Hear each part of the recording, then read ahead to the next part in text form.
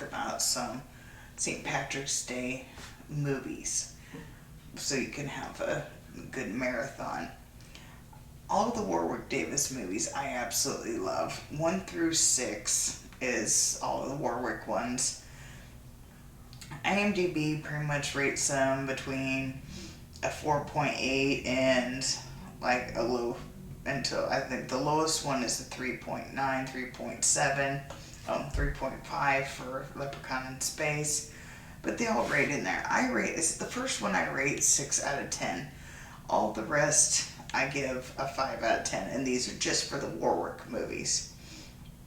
As Leprechaun 2, Leprechaun 3, Leprechaun 4 in Space, Leprechaun in the Hood, and Leprechaun Back to the Hood. And then you can all get these on Cinemax or Prime. I don't think they're playing anywhere on TV. I could be wrong. I haven't checked. Leprechaun Origins gets a 3.2 out of 10 on IMDb. This is our first one without Warwick Davis. It has that guy from WWE. I forget his name. I wasn't really fond of it. I mean, it's an okay movie. It relies on a lot of CGI, and it's not one of my personal favorites. I do own it, so I have a complete collection, but it is not my favorite. They give it more of a darker leprechaun and not the funny. Well, Warwick is a dark leprechaun, but he's also funny as well. And that Origins is on Stars. I don't know if it's playing anywhere else. Leprechaun Returns gets a 5.1 out of 10 on IMDb. This is our newest reboot of the series. It just came out, I think, in 2018, 2019. It was recent. I forgot to type it in here.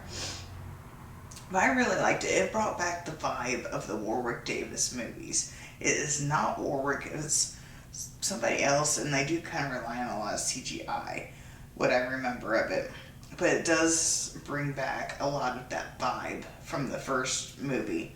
It also has Ollie, if you remember him. He was the gentleman that had like a intelligence of like a 10-year-old or something. I forget how they put it, but Ollie was in this one. I give it a 5 out of 10 as well. I rated up with the Warwick movies because I really liked it. Red Clover is another one that I would like to talk about. Apparently, according to my research, it is also called Leprechaun Returns.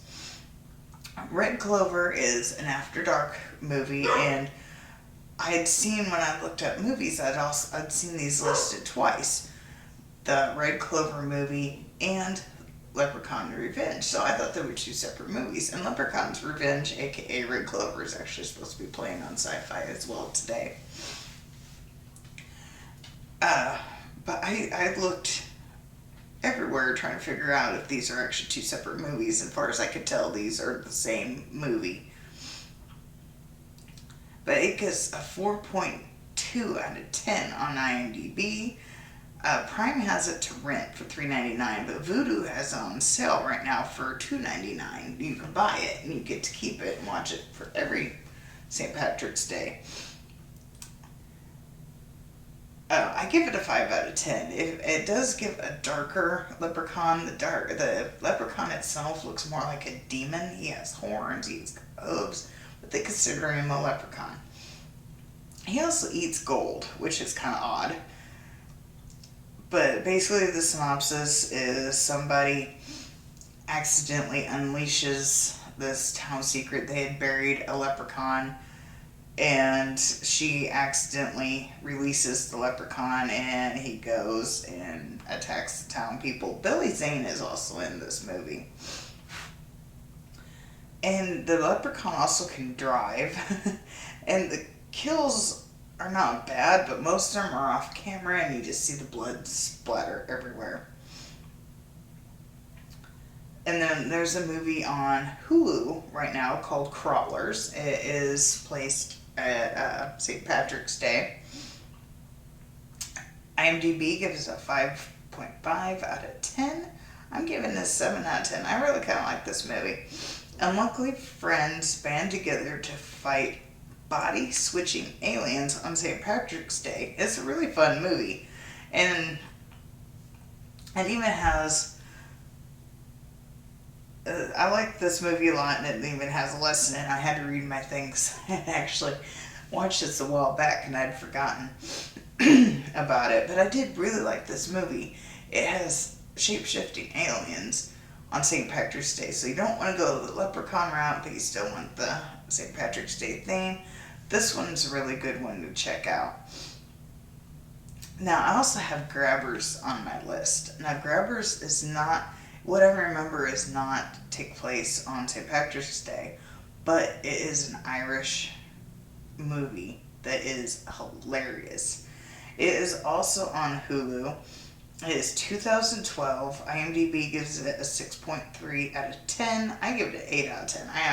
I've seen this movie like 3 or 4 times. I absolutely love this movie. It is a creature feature where you need to stay drunk to survive.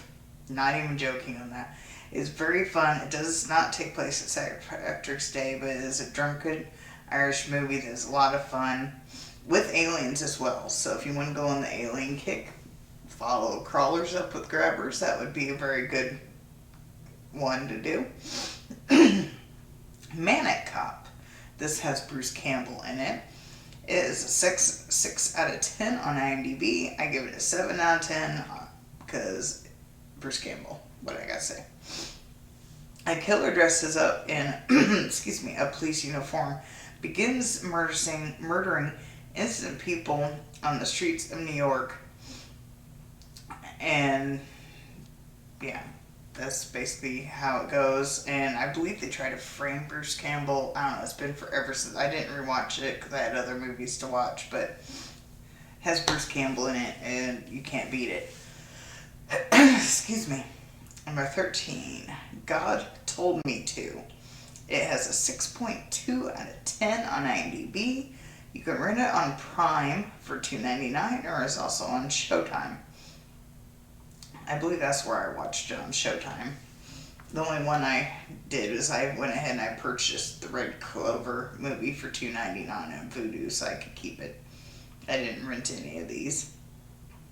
A New York detective investigates a series of murders committed by random New Yorkers who claim that God told them to. Definitely a 70s movie. The death scenes in the beginning are so dramatic.